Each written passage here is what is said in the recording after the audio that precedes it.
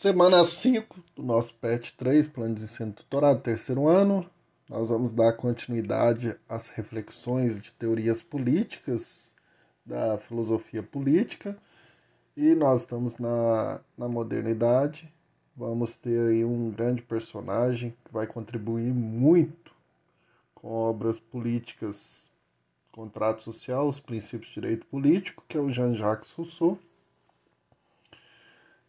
O objetivo da política dele, da teoria política, legitimar a formação do Estado moderno baseado na vontade geral ou comum e, por conseguinte, legitimar a propriedade privada e legítima. A teoria política de Rousseau é baseada nas ideias iluministas, por isso se opõe às teorias políticas tradicionais aí. Nós temos e vimos aqui de Hobbes, John Locke. Ele tem uma visão muito interessante sobre a questão do estado de natureza, que nós temos aí uma questão muito importante que vimos em Hobbes, e agora para Rousseau, o homem nasce bom, a sociedade que o corrompe, e só a educação que irá melhorá-lo. Então, o homem possui uma natureza boa para construir uma teoria política sobre o Estado. Então, o Estado terá uma contribuição para o homem, não enquanto as instituições, mas enquanto aquilo que é de preservar aquilo que é do Estado seu de natureza, e a soberania está baseada na vontade popular, na vontade da maioria do geral. Então, para Rousseau, o ser humano em estado natural vivia isolado, livre e feliz, guiado por bons sentimentos, em harmonia com seu habitat. Era o chamado, aí, o mito do bom selvagem, um bom selvagem. Aí é claro que a partir do momento que alguém cercou uma terra e diz que aquilo ali é seu, nós temos aí então o início da desigualdade entre as pessoas. E a gente tem que... É claro que o homem ele tem essa capacidade de sempre estar se melhorando, e a sociedade vai corrompê-lo, mas vai ter uma grande contribuição a partir da educação, a educação que vai fazer com que o homem volte relembre o seu estado de natureza. Então a desigualdade ela surge aí por um encadeamento de circunstâncias funestas, iniciadas no momento em que alguém cercou um terreno, deu origem à propriedade privada. Eleitos inicialmente, os primeiros dirigentes impuseram-se como governantes hereditários, acumulando cada vez mais privilégios, poder e fortuna, e o resto da história já conhecemos. Desaparece com isso a bondade natural. Então as leis vão sendo construídas para conservar e permanecer essa desigualdade, que é os herdeiros daqueles que conquistaram, cercaram e disseram que aquela propriedade é deles. Então, o contrato social, reconhecendo que não é possível uma volta atrás, o problema para Rousseau tornou-se então o seguinte: que tipo de convenção ou forma de organização política pode conservar a liberdade característica do estado de natureza? Então, na obra dele, do Contrato Social, Rousseau empenha em fornecer uma resposta a essa questão. Então, Rousseau defendeu então a ideia de que o soberano deve conduzir o Estado segundo a vontade geral do seu povo, sempre tendo em vista o atendimento do bem comum. Rousseau torna-se célebre como defensor da pequena burguesia e inspirador dos ideais presentes na Revolução Francesa, ocorrida 11 anos após a sua morte. Então a gente vê que há uma solução para isso, que é o governante sempre escutar aquilo que é a vontade geral. Por quê? Porque a desigualdade ela implica sempre em criar leis para essa permanência daqueles que têm a propriedade privada. As obras de Rousseau, tanto o contrato social como os princípios do direito político, voltando aqui, que é essa síntese que eu coloquei aqui, ela diz muito o que é a teoria política de Rousseau, né? Procura descrever as condições necessárias para a existência de um pacto legítimo, através do quais os homens, depois de terem perdido a liberdade natural, ganhem em troca a liberdade civil ou cidadania. Então, a liberdade nossa natural, aquilo que é do bom homem, a sociedade corrompeu com com a criação, principalmente, da propriedade privada. Então, aí nós temos uma contribuição muito grande de Jean-Jacques Rousseau, em vista de Hobbes, que fazia com que a sociedade, ela tendo legitimação de um poder absoluto, que é o Estado, o indivíduo vai perder então a sua individualidade para que o Estado cuide dele, então um Estado absoluto, ele contrapõe isso, e a visão de Locke de, de conservação da propriedade privada. Então é mais uma contribuição importante, porque Jean-Jacques Rousseau vai falar então de algo que eles não haviam falado, que é a desigualdade social. Então tem alguns que vão ter mais, outros que não vão ter, porque a propriedade privada acaba sendo um benefício daqueles que chegaram primeiro e cercaram ou conquistaram. E o que vai solucionar esse problema da liberdade natural que foi perdida agora com a sociedade? A vontade geral. O governante que possa escutar a vontade geral, não a vontade de alguns, né? Então isso daí foi uma contribuição muito grande, e se a gente olha na história da filosofia política, tem a, uma visão diferente daquilo que vem dos outros, né? Então eu coloquei aqui outro esqueminha também, dos temas principais em relação à política russoniana, é essa passagem da servidão à liberdade agora. A liberdade que nós tínhamos perdido, natural, e depois com a propriedade privada, ela se torna então algo para alguns apenas. E com esta condição de um contrato social, em que nós construímos aí um Estado civil, uma sociedade civil, para buscar novamente o exercício de soberania da vontade geral, e que possa retomar essa liberdade natural a partir da liberdade civil, de todos poderem usufruir daquilo que é direito de todos e possam participar. É uma contribuição muito grande que ajudou a refletir um modo diferente de lidar agora com a sociedade, com o governo, né?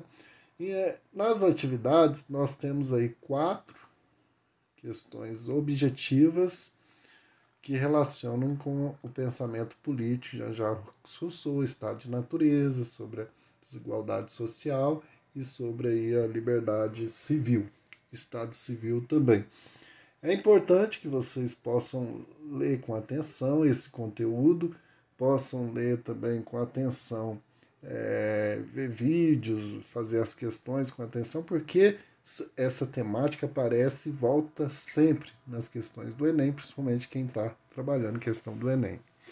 Boa leitura, bons estudos e até a nossa próxima aula. Olá, alunos! Nesta parte 2, como de costume, a gente faz uma análise de uma questão anterior do Enem, de filosofia, até mesmo para ficar atentos a alguns termos, aos assuntos, e se preparar, principalmente quem está aí nessa luta de preparo para esse momento tão importante que é o Enem, que é a busca de uma oportunidade na universidade. É a porta de entrada da universidade, o Enem. Então é importante nas questões de filosofia a gente nos deter aos detalhes e perceber aquilo que corresponde a certas estratégias, oportunidade de refletir sobre os assuntos que sempre voltam nos Enems posteriores. Essa questão nós pegamos de 2016, refere-se ao filósofo René Descartes, que é até de uma obra dele, Regras para a Orientação do Espírito. Lembrando que René Descartes é um filósofo francês do século aí 16, 17. Então nós temos a importância dele no pensamento moderno. E sempre aparecem as questões do René Descartes, sempre voltam aí nas edições do Enem. Aqui nós temos um pequeno fragmento, um texto aqui da obra, que diz assim: nunca nos tornaremos matemáticos, por exemplo, embora nossa memória possua todas as demonstrações feitas por outros, se nosso espírito não for capaz de resolver toda espécie de problemas. Não nos tornaríamos filósofos por ter lido todos os raciocínios de Platão e Aristóteles, sem poder formular um juízo sólido sobre o que nos é proposto. Assim, de fato, pareceríamos ter aprendido não ciência, mas história. Então, para René Descartes, nós temos que pensar que três grandes áreas que estão em foco aí naquele período dele é a filosofia, a matemática e a física. Muitos dos grandes filósofos dessa época sempre tem esses títulos como condução da busca científica. Então aqui ele está dando a importância da ciência em relação a questões tanto históricas, religiosas, uma certa autonomia. Aquele que busca mesmo a matemática, a filosofia, tem que ter um caminhar pelas próprias pernas, não simplesmente ver pensadores anteriores, métodos anteriores. Então, lembrando que ciência aqui é essa conjugação entre a matemática e a filosofia, que que terão uma importância muito grande depois para vários métodos que virão, descobertas que virão aí no século XVI em diante. Então, nós temos, pensando aqui no enunciado e nas alternativas, em sua busca pelo saber verdadeiro, o autor considera o conhecimento de modo crítico como resultado do quê? Então ali nós já identificamos que o sujeito ele tem que ser autônomo, não basta só conhecer, ter acesso à ciência, que aqui nós podemos destacar a filosofia, a matemática, ele saber de vários autores anteriores, se ele não tiver autonomia, né? A busca por ele mesmo, um sujeito aí pensante. Então é a letra D. Por quê? Porque pensando aí Descartes, que ele é o grande representante do racionalismo moderno que nós temos, a busca do sujeito. Primeiramente ele se reconhece como pensante, um sujeito pensante autônomo, e que a razão está como o elemento aí central dessa busca. Mediante sua teoria, conclui que a primeira verdade indubitável é de que o sujeito pensante existe, através da dúvida, como metodologia para a busca da verdade de tudo que se apresenta. Então, no método que a gente tem a conhecida frase de René Descartes, penso, logo existo. Então, o método dele temos 4 passos aí para buscar a verdade. A verdade ela é buscada pela razão e principalmente nesse método da dúvida, né? A dúvida hiperbólica de sempre questionar. Então ela questiona, você vai separando minuciosamente cada elemento e assim vai questionando todos os elementos que constituem uma frase, um enunciado.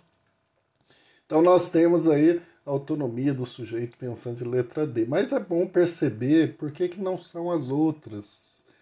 Porque essa questão aqui é um pouco de filosofia pura, né? Então se você não lê com atenção, já não percebe, antes de ver as alternativas, eu já tinha falado do texto, tá mostrando essa autonomia do sujeito, dele pensar por si e não ser uma cópia de outros. Então quando a gente vê as alternativas, mas pode ser que alguma corresponda, igual eu coloquei aqui a letra A. Aqui seria a letra E, né? Não a letra D. Letra E. A letra D já é a resposta certa. René Descartes, na letra E, ele era racionalista e não empirista. Então aqui está que a investigação, o resultado dessa autonomia, desse modo crítico do sujeito, é a investigação da natureza empírica. Não, René Descartes vai, ao contrário, vai dizer que os sentidos nossos, ele até nos engana, a gente não consegue chegar à verdade pelos sentidos. E são os empiristas depois que vão valorizar a experiência. Para René Descartes, a razão, o método racionalista é o mais certo para você chegar à verdade, principalmente pelo conhecimento matemático e filosófico. Retomada da tradição intelectual, ao contrário, René Descartes ele rompe com essa tradição intelectual que vem de valorizar a autoridade, valorizar um conhecimento a partir simplesmente de grandes autores, de uma tradição, e ele rompe com isso, com essa tradição, que o pensamento é dinâmico. Então, a gente tem que duvidar de toda a tradição. Então, tradição não é uma palavra bem vista por René Descartes. Imposição de valores ortodoxos, isso são valores dogmáticos, valores já definidos. Ao contrário, ele rompe com esses valores. Então, o primeiro método, um grande passo para o sujeito pensante é duvidar, colocar em dúvida todas as afirmativas, todo o conhecimento, para se buscar realmente a verdade. E a letra E, liberdade do agente moral, René Descartes não escreve sobre a ética, sobre valores, mas seu pensamento é um discurso sobre o método do pensar, de duvidar. E o agente moral, ele sempre está, apesar que posteriormente depois nós vamos ver Kant trabalhar sobre a crítica da razão prática, em que ele racionaliza aí a ética. Mas até esse momento a ética é sempre reconhecida como valores cristãos, religiosos, que muitas das vezes são costumes, e isso é rompido por Descartes. Então é importante a gente localizar o filósofo. Ele está aqui nesse princípio da modernidade, que a religião ainda exerce uma grande influência sobre o pensamento.